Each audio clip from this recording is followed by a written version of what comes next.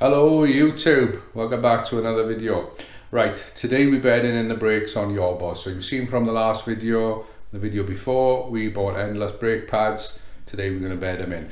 Now the plan was, I was going to be doing one video of bleeding the brakes and then going out and bedding them in.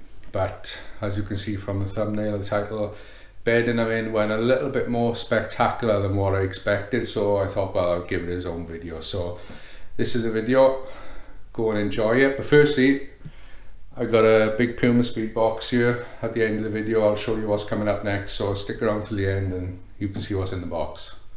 Now, on to the video. Right, so I'm ready now to go on a test drive. I blocked off the cooling ducts to the brakes with microfibers.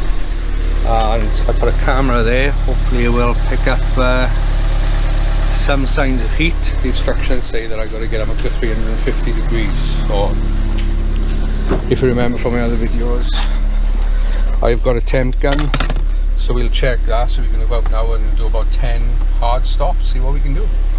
Right, so first impressions, I know we're only in the lane, but the pedal feels a lot more solid. I think bleeding with that force gun has got the air out much better than it did before, and also the braided lines. We're not going to have much bite there on the brakes. They're perfectly fine, but we like say we got to do the bedding in process to get the best out of them. If anybody sees that camera hanging off the wing, they're going to be wondering what the hell is that boy up to in that car. Something's up with the seatbelt. They got it all twisted. It's annoying. Right, getting on to a bypass now, so let's make the first start of braking. Right, so we're just going to get up to 60.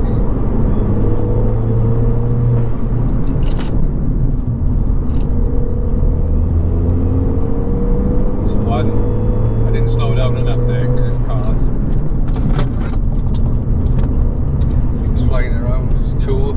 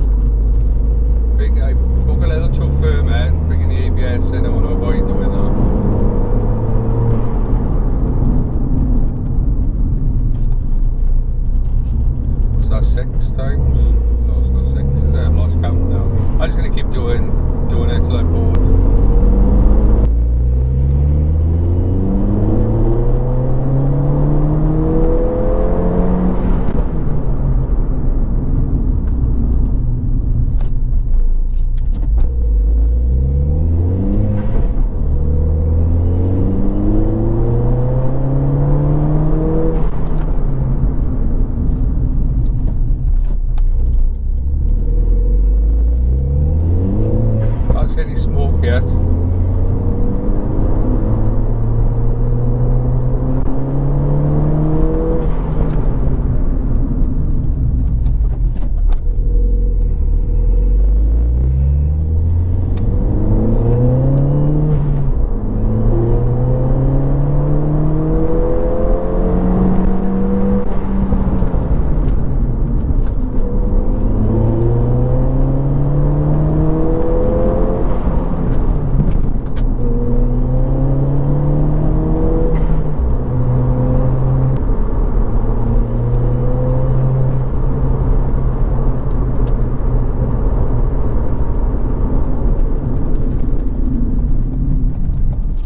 Right, let's get out quick, see what our brake temp is.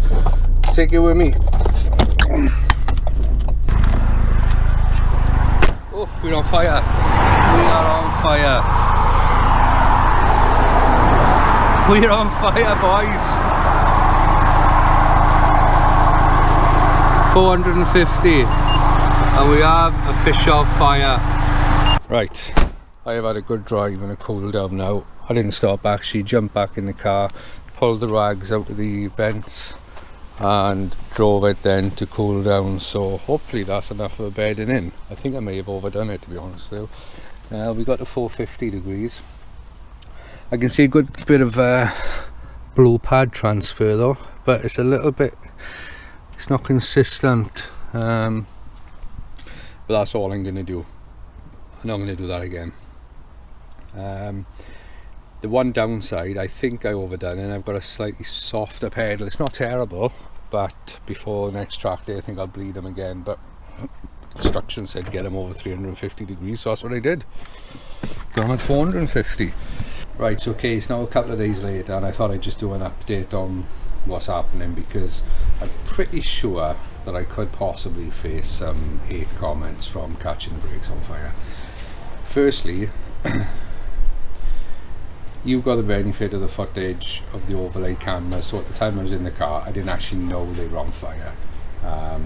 Then once I got out, obviously I had to film it for a second, because if you're going to catch your brakes on fire and you're making a YouTube video, you're going to want to get it on film. So what I did was straight away I went and drove, give them a nice cool down.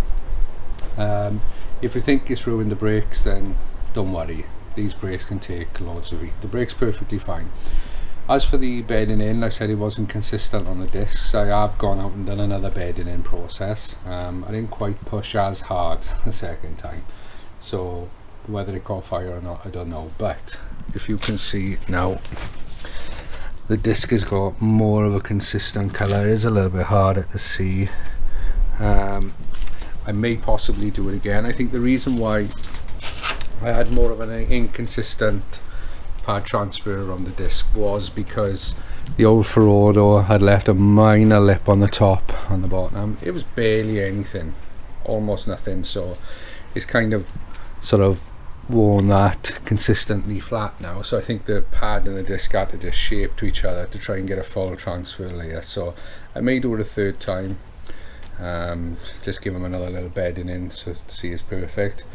Then before we go on track I'll do another bleed in and check everything over, but brakes work perfectly. They are phenomenal, these pads are, they really are. So is catching your pads on fire a good thing or a bad thing? Well, it's a good thing if you want to get a video on YouTube, I guess, but obviously in hindsight I should have been driving straight away, but there you are. What's happened's happened now.